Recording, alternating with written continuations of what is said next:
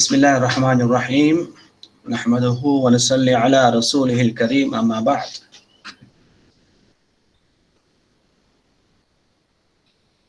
Today we are going to start a new section which is a classification of contracts. We discussed earlier the conditions of contract. Before that we discussed the purpose and effect of contract.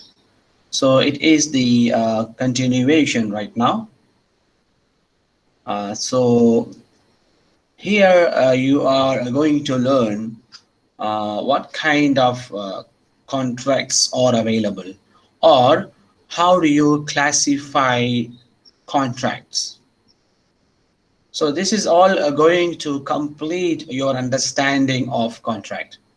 So far you understood there are pillars of contract, and then you understood there is an expression, there is a zahiri apparent expression, and also there is internal intention, something that you cannot expose. It is something inside. Then you learned is there any purposes and effects every time you do contract, you learn about it. Then is there any conditions can I make on top of pillars of the contract? Are those conditions are based on Sharia stipulated conditions, or is there additionally a party to party can make a condition, can stipulate a simple or hard or any kind of conditions? So as we answering all these questions, now it is time to wrap it up everything together and clearly understand what classify contract. So what kind of contracts that you are, because you see every time we learn that these conditions are void and these conditions are valid, right? So now what happen if those conditions are void? What happened next? Let's say I go to a shop and then he told me that in order to buy this product from me, you should buy this product. Or for example, someone told you that I am ready to sell this house to you, but you should not sell to anybody, right? See the condition. Or someone said, I actually ready to sell my car to you, but you should be handing over the car for rental basis, right? So now these are the conditions we discussed earlier, and then we learned that this kind of condition is not right. It is not, it could be a void conditions, it could be invalid conditions. So now what? So should we just cancel everything that we did and then we go and we find a different deal, different transaction, or different parties to do the transaction, or what exactly we can do next? So in order to understand that continuation, I told you, remember, try to keep in your mind that there is always a connection between every subtopics, because this is all comes under contracts. Yeah. So now the fuqaha, the scholars of jurisprudence, they classified the contracts based on certain things. Here we are going to discuss 5 bases of contracts, which will classify what kind of contracts you are dealing with. So let's say if we talk about the first one, that is I think the most important one, which is the characteristics. So according to the characteristics, if you go you can actually classify the contract whether it is valid or not valid, because this is the characteristic of the contract, whether it could be valid or not valid. Then we will talk about based on the purpose and effect. So now, how many kind of purposes? Because last time you remember when I asked you to do a project paper, you were all doing very well. You already started understanding what exactly the meaning of this purpose and effect. But now we are going deep and we are going to find out how many types of purposes and effects actually you can get from a contract. Then that kind of contract, how many types of contract you can actually extract from that point of view, right? So we are actually going and adding whatever we learned earlier, we are actually adding on top of it, right? And then we will talk about, is there any classification based on time of execution? So basically what I mean by classification, it's actually it is simply saying it is the kinds and types of contract, right? So but you are going to learn on characteristics, and then you are going to learn on purpose and effect, on time of execution, on nominates and nominated contracts, on requirement of physical possession. All this is already there. Every single action we are doing in the contract, it's already there. Most of the time we don't concentrate. Most of the time we don't notice. But these things always happen in each and every contract. So now if you want to see a contract, you put it in a place, and then you want to see, you want to classify it. You can classify that contract based on all these 5 basis. Okay, so now let's talk about, there is a contract, and then you already have a contract. Let's say you keep something, for example, someone is selling a house to me, but he is saying that I'm ready to sell the house to you, but the condition is you cannot sell to anybody. All right, you got it? Okay, this is the condition. Now there is a seller, there is a buyer, right? Let's say I am the buyer and you are the seller. You are ready to sell your house, your apartment to me, but you are telling me I am ready to sell. So this is the subject matter is house, and you and me, both of us are adult. So the party, the legal capacity is there. The subject matter is there, and then I'm using the word I have intention to sell to you. So I'm saying, I'm using the expression offer and acceptance. So everything is there, but I am adding a condition. Condition is what? The condition is you cannot sell to anybody, right? So now this is the contract. Let us discuss on this all, right? So this is the contract. Now we are going to discuss based on characteristic. Based on characteristic, is it valid contract or invalid contract? So the simple answer will be invalid contract because of that invalid conditions. Yeah, okay. But there is something to learn. That is the reason why we are discussing this point. It is, of course, looks like invalid contract. It looks like invalid contract. According to majority scholars, the characteristic of contract is only 2. One is valid, the other one is invalid. But according to Hanafi, it is different. They say there is not 2, there is 3. There is valid, there is invalid. In between, there is irregular. Irregular, or you can call it voidable. Voidable. Remember, void and voidable is different. All right. Void means invalid. Valid means valid. So you have sahih, which means valid, and then you have batil, which means invalid, or you can call it void. Then you have in between you have fasid. This fasid in English we call it irregular, or you may call it voidable. Voidable. Void, able, voidable. Yeah, okay.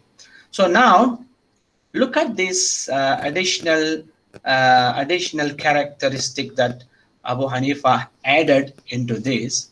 It is only to help you so that you can continue with that contract. Coming back to the original example that I gave you. All right. So what, according to Imam Abu Hanifa saying, he is saying that apparently this is invalid contract, but if you could change the condition, to the valid condition, then this contract can be completed, can be executed, can be validated. You got my point. So if you, as long as you are actually able to change that invalid condition to valid condition, let's say, what was the condition? I told you, I mean, I am the one who is buying, but you told me that the condition is you cannot sell to somebody, which is invalid condition, because once I am the owner of the, if I became the owner of the house, it is up to me, I can sell to anybody I want, isn't it? So now, if you withdraw that condition, then this contract can be continued. There is nothing is stopping. You don't have to stop that contract and find different person to do the contract. But according to the majority, it is the invalid contract. That's why this contract cannot continue. But according to Abu Hanifa, this contract can continue only if this invalid condition is ignored or this invalid condition is withdrawn. All right. So this is the summary of the first classification of contract, the first basis on characteristic. Okay. See here. Looking at it, characteristics, there are two types of, namely valid and invalid. A valid contract is a contract when all its pillars are correct and all the conditions are met. A void contract is a contract when one of the pillars or a condition is missing, right? This then is become invalid or void. Remember, void and invalid are the same. If one of the pillar is not there, then it become so. Completely, if there is not, if there is one of the pillar, for example, the subject matter is not there, we don't know the price, or the party, one of the party is adult, the other party is not adult, right? So all these kind of three pillars and the condition, Sharia based conditions are, if not there, if it is missing, then it becomes invalid with everybody, But only Hanafi are saying they divide into three: valid, sahih, irregular, fasid, void, batil. Okay, this is what actually the diagram for the types of contract: majority and Hanafi, right? Because it might help you to continue your contract if you learn according to Abu Hanifa what is it, because you don't have to completely overthrow, completely overlook, or completely ignore the transaction. You can actually come back if you can change what you can change. Yes. Okay, now understand what exactly I told you. I'll give you some other examples. What exactly valid is actually with everybody. They are giving you more example, more definitions for valid. A valid contract is a contract which is legal in its asl as well as wasf. So now they are talking about asl. Asl means the essential elements. All right.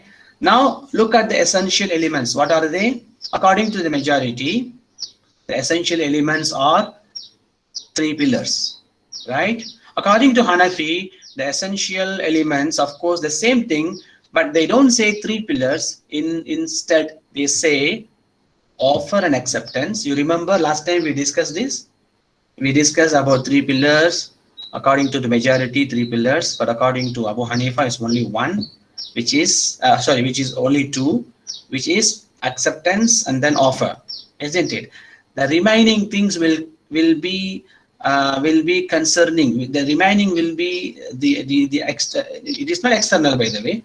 The remaining will be the requirement of this expression, right? So now you can see, according to Abu Hanifa, of course, asl is offer and acceptance, and all the conditions required concerning the parties, and also all the conditions required concerning the subject matter.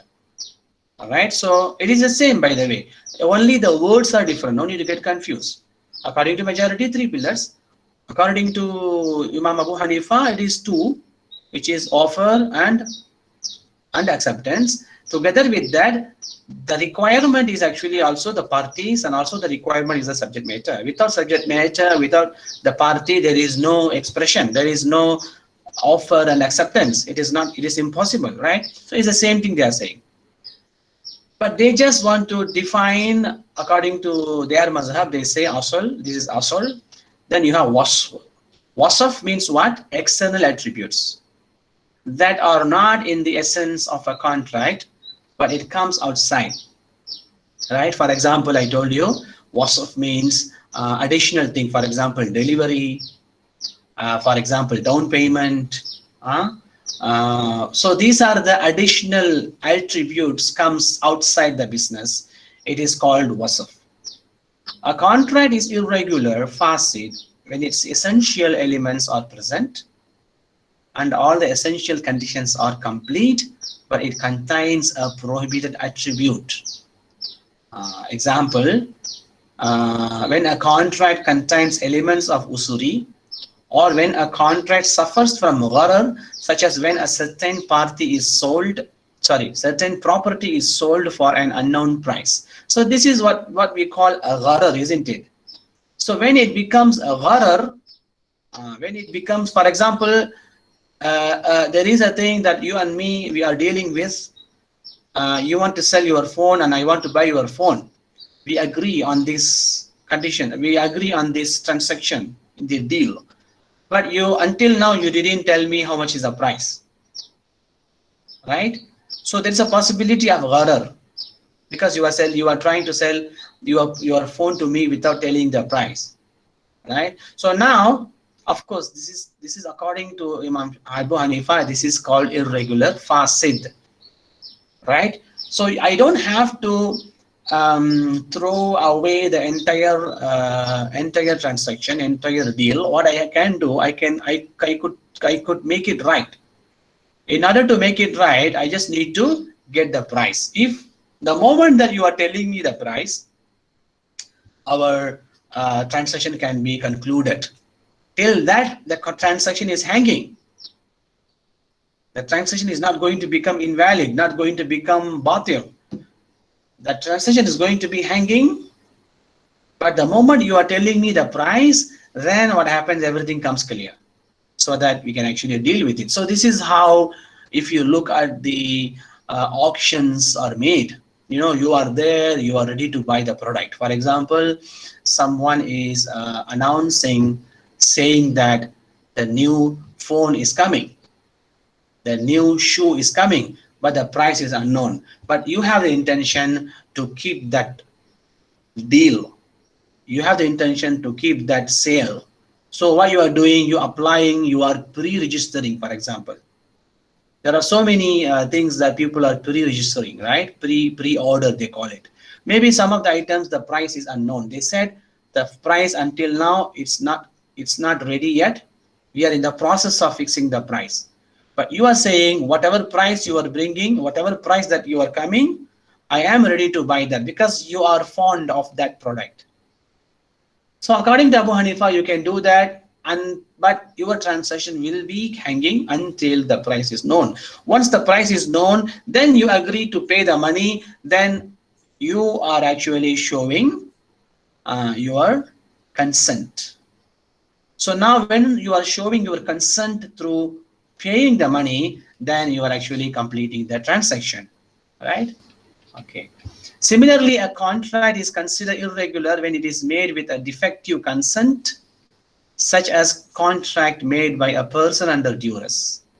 A contract is also irregular if the parties agreed on void conditions. So all these kind of things will be irregular. All these conditions render a particular contract irregular. Irregular contract do not have a legal effect. Of course, they don't have legal effect. For example, you didn't tell me the price, and then I said I am ready to buy. I said I am ready to buy. It doesn't mean that there is a legal effect. We need to say that I already became the owner of the product until I pay the money. In order for me to pay the money, you should be telling me how much is it. So the moment you are telling me how much is it, then it becomes clear I'm paying and then I'm taking the item, right? So there are so many kind of transactions like this today in the world is happening. So it all can go in this way. They do not have legal effect. However, the contract could be corrected when the prohibited attributes are removed. All right. So these are the prohibited attributes: not knowing the price, not knowing the product, under the duress. All these are prohibited. Of course, it is prohibited. No one is allowed to do that. It's prohibited. But if these attributes can be removed, then you will have the legal effect on your product, on your contract. Invalid or void contract, according to the Hanafi, is the same like everybody, is a contract where one of the pillar or their condition is defective. If there is no if one of the pillar is not there, then what happens? It becomes invalid. There is no need to come and point. For example, I am an adult and you are a child, and we both are doing the business, doing the contract. Now there is no way that this business is correct. It is not valid. It's going to be invalid because the sale of a person who has no competence, or when a contract is concluded for an unlawful purpose, or the sale of invaluable property, or when the subject matter is not in existence. This is all. For example, I cannot sell something which is not available now, right? I cannot give you the ticket for the Mars, to go to the Mars. I cannot say, okay, I am going to give you an apartment in the moon, because there is no apartment in the moon, right? Nobody has built yet, right? Maybe there are some rovers, maybe some rovers, like, going the machines, satellite, this and that, but there is no building, so no one can come and sell that kind of thing, right? So now those are the things. If one of the pillar is not there, then for sure that contract becoming what? Becoming invalid, or you can call it void. These contracts are prohibited contracts, and as such do not have any legal effect. All right. Okay. Now, the second basis, classification based on the purpose and effect. So this is something that recently you have done the assignment. I think most of you will will be very familiar with this, what we are going to talk. Based on their objective and effects, based on the purposes and effect, contracts are divided into 7 categories. Remember, there are 7 categories of contract based on purpose and effect. So now I have only given you a few examples. Now you will see more examples are coming. All right. So now remember, you have a contract. All right. You have a contract. Let's say you are selling and buying, or you have a contract where you're becoming the guarantor, or you have the contract where you becoming the agent and you are authorized person to do the business for somebody. You are having a contract whereby you are leasing to somebody. All right. You have the contract whereby you are giving something for free or you are making waqf to somebody. So this is all completely in a collective perspective. You can call it as a contract. But now each and every single thing I told you has a different purpose and effect. So now how do we classify this purpose and effect? All right. So the first one called uqud at-tamlikat. Tamlik means ownership. So now acquiring ownership, uqud tamlikat, these are the contracts that are concluded for the purpose of obtaining ownership over a thing or its usufruct. Whether you want to buy something in order to own something, or you want to get the rental from the house in order to get the usufruct, the manfa'ah of the house, or you are actually buying a property, a land, in order to become the owner of the land, or you want to buy a phone or buy a shoe in order to you become the owner, or you want to buy a service or you want to buy a ticket in order to fly to some places. So this is all you are becoming the owner of that thing. All right. So now the purpose and the effect is very clear, which means that the purpose is what? You want to own something. You just want to own something. So nowadays, let's say you are studying and then you are getting your certificate. Because you are paying for that certificate, then you are actually becoming the owner of the certificate because your name is always there, right? So now it is all owning something, own. This is what the first purpose that we are talking. So examples can be given. All these kind of examples, especially when you are answering any questions, whether it is a quiz or final test, try to write the most recent examples so that your teacher will understand that you understood the modern context. Yeah, that one is very example. Try to remember, do not only write the examples that I give you from the textbook, because the textbooks was written so long already. So try to get the new examples every time when you are actually writing an answer. Yeah. Okay. Number two, uqud al-isqatat. Isqat means what? Waiving the rights. Waiving. So these are the contracts used for the purpose of waiving the rights. So there are so many kind of contract. Like I told you, let's say if someone comes and say, okay, you borrow from me 1,000 ringgit, so you have to pay me back after 1 month. Suddenly a person comes and says, all right, that person borrow from you 1,000 ringgit, so he has nothing to do, I will pay you. So now you are supposed to pay me 1,000 ringgit. Now someone is on your behalf is paying that 1,000 ringgit to me, meaning to say he is waiving the debt. So this is actually called contract. You may be thinking, where is it actually contract? Where exactly contract is happening? I mean, it doesn't look like a contract. Maybe you may be thinking, it's like I took some money from somebody and then I asked my mom, my dad to pay, right? So it looks like some kind of responsibility, fulfilling the responsibility. Is it called a contract? Actually, yes, it is called contract. Remember, if it is not contract, I don't think you will be able to buy houses and cars, vehicles through bank. Today, Islamic banking is actually becoming the agent for you, so that you want to buy a car. When you want to buy a car, you don't have the money, right? And then the bank is come in between you and the service provider, the vehicle provider, and they are becoming the person that, because the bank is actually paying the money to that person and waiving your right to pay to him, so that you actually can pay to the bank in installment. See the point? This is actually comes under al-isqatat.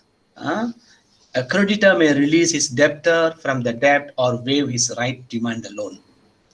Right? For example, it happens even it happens to many people, especially in this beautiful university.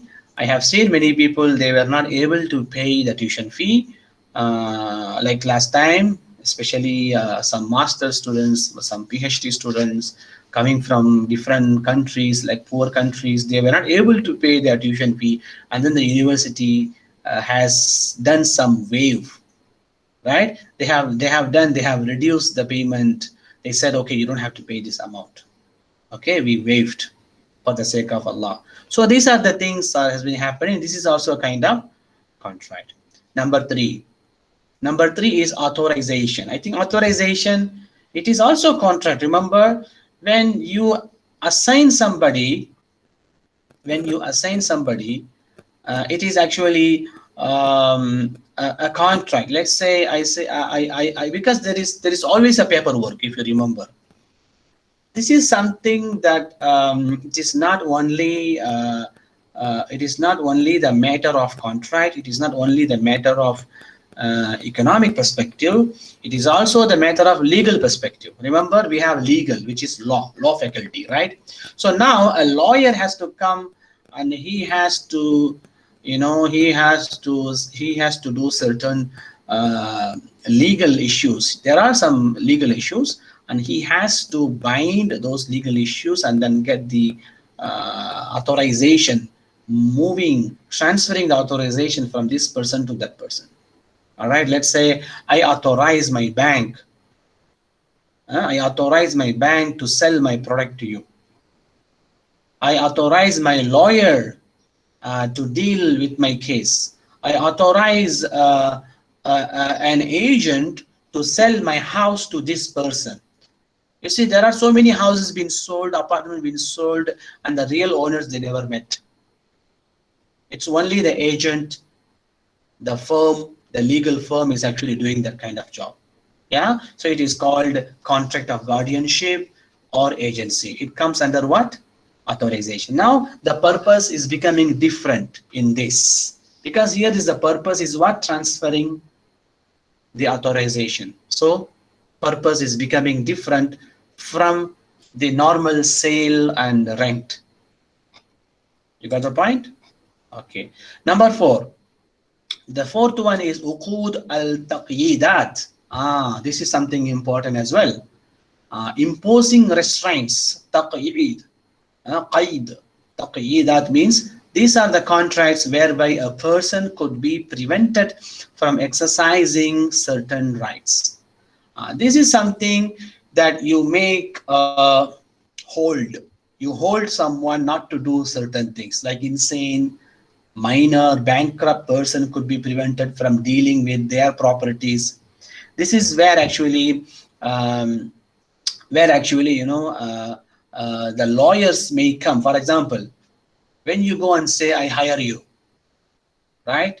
When you have a legal problem, when there is a case is going on, and then you are hiring a lawyer on your behalf to go and argue, on your behalf to debate in the courtroom, because in the courtroom you are not actually debating. So this is a kind of imposing restraints to somebody, and whether you are not the legal person, you are asking a legal person to.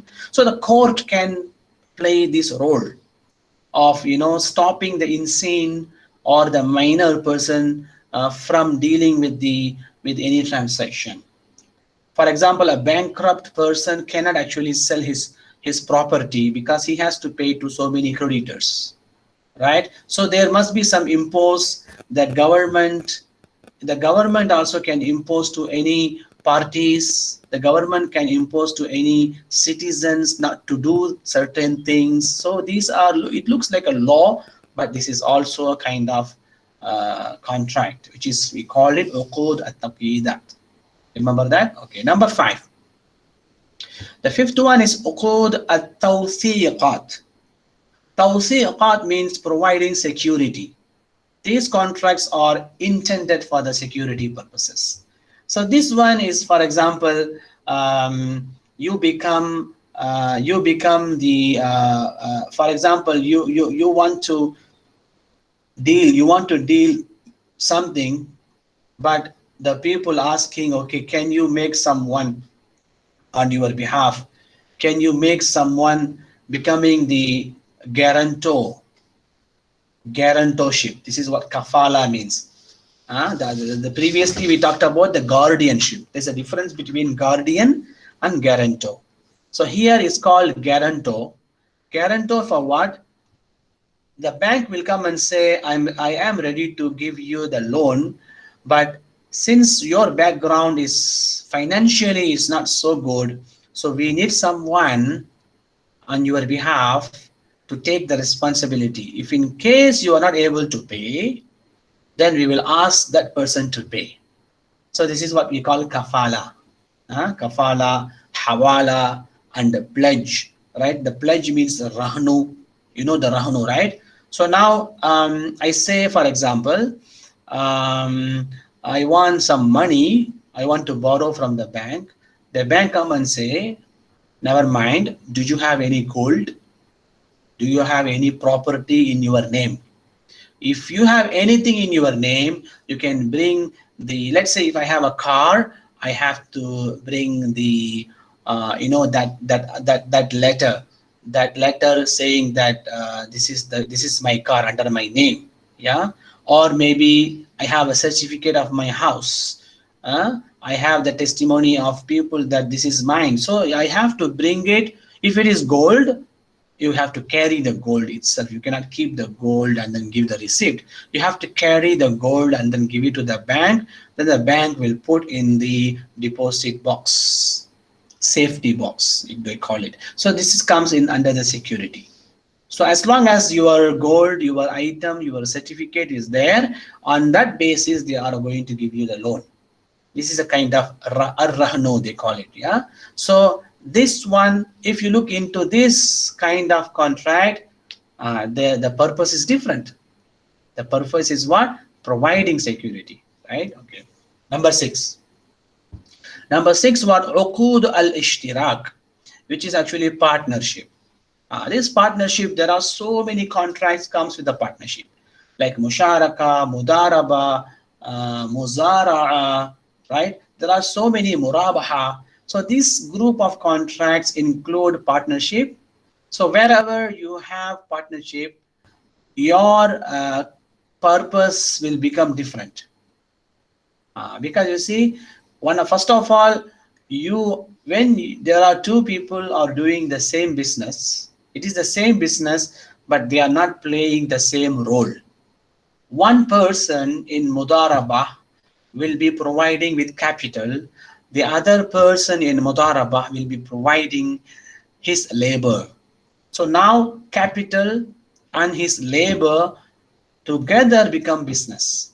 Then once they got the profit, they share according to what they have accepted, they agreed upon. They will be either 50-50 or 60-40 or 70-30. It is up to upon what they have agreed upon. So now this is what in musharaka and mudaraba, the purpose and effect again changing, because one of the person is exchanging his money, exchanging his capital, or is exchanging his commodity for another commodity or for money. The another guy purpose is what? He is exchanging his expertise. He is exchanging his labor, his effort. Then he is getting the commodity or he is receiving the money. So this is what we call partnership. In partnership, there's a different purpose and effect. Finally, uqud al-hifz. Discuss safekeeping property. These contracts are meant for the protection and safekeeping of properties, such as the contract of wadi'ah. So this wadi'ah is actually what?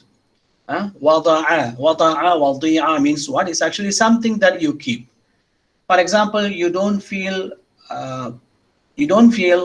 um, safe, so that you are what you are doing. You don't feel safe to keep 1 million ringgit in your house. So what you are doing? You are keeping that money in the bank or in the safety box, not for the purpose of buying something. That one comes under the security, which is kafala. This one you are keeping in the bank so that you don't have to worry about your safety in your home, because in your home you are afraid that someone will come and take it. The same way people been giving something as amana, right? So this is what we call, just the purpose is only is a purpose is only what? Property safekeeping. So now, how am I supposed to safekeeping my house? How am I supposed to safekeeping my land? Yeah, there is a certificate, the property certificate. So what you do, you take that certificate, the documents, and then you go and you put it in the safe keeper. You put it in the safe box, so that it will be safe there. So for the safety, for the purpose of the safety, that you are hiring the box, or you are hiring the people, for that safety you are only paying. Remember, you are not paying them for rental. This is difference from paying them for rent. Maybe it looks outside looks like, okay, what I'm doing is actually hiring a safety box. What exactly I'm doing is actually paying the rental for that safety box. No, it is not that you are only paying the rental for the safety box. You are paying for the security and safety. Safety, because you don't only want that documents to be reside inside that box. You also need a service from some people, some maybe policeman, or maybe the guards, maybe the watchman, to take care of that thing. So that's the reason why you are paying for safekeeping. So you are paying for the safekeeping, you are not actually paying for the rental. So two different things. If you only pay for the rental, not necessarily, for example, you pay rental to a house and then you are living inside the house. If someone come and steal away your stuff, your house owner is not responsible for that. Your house owner is not, because it is actually is a theft, but your house owner, he is not responsible because he doesn't know, because he lives in some other places. You are there. He is not going to be responsible for what you lose. But if you are doing keeping your stuff in this safe keeping property, then if you lose it, they are the people, they are the one who are responsible for that. So these are the differences are there. So I think these are the seven um, objectives and effect, seven different types of purpose and effects, which is based on, this classification based on these seven different purposes and effects of seven different types of contract. All right. Okay. So okay, the next one is actually classification based on the time of execution. Perhaps I will continue this in the next class. All right.